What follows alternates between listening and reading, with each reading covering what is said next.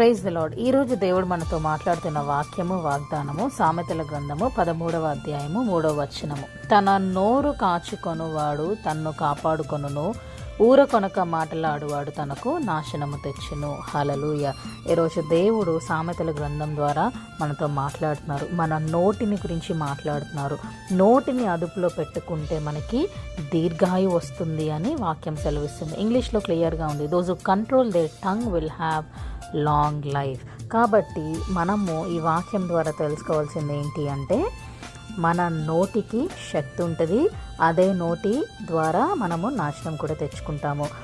So ఎంతమందికి మరి long life కావాలి, దీర్ఘాయువు కావాలో వారికి వాక్యం ద్వారా సొల్యూషన్ వచ్చేసింది. Not by vitamins or not by your life style or food you take. నీవు ఎప్పుడైతే నీ నోటిని అదుపులో పెట్టుకుంటావో నీకు దీర్ఘాయువు ఉంటుందంట. అంతా చేసి ఎక్సర్సైజ్ చేసి సరి అయిన ఫుడ్ తీసుకొని నోటిని కంట్రోల్ చేసుకోకపోతే మనకి నాశనం వస్తుందంట. Words are so powerful. నీ నోటి మాట వల్లనే నీకు దీర్ఘాయు వస్తుంది.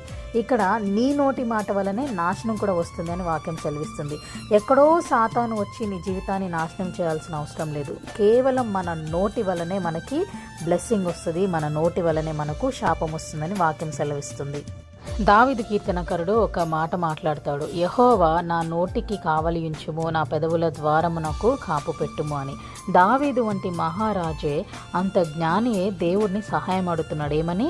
ఆయన నోటి మాట వలన తన జీవితానికి ఎక్కడ నాశనం వస్తుందేమోనని, దేవా నా మాటల ద్వారా నాకు కావలిగా ఉంచమని ప్రార్థన చేసుకొని దేవుడిని సహాయం అడుగుతున్నాడు. జీవ మరణములు కూడా నాలుక వశమని వాక్యం సెలవిస్తుంది. If you don't control your tongue, నీ భక్తి అంతా కూడా వ్యర్థమే.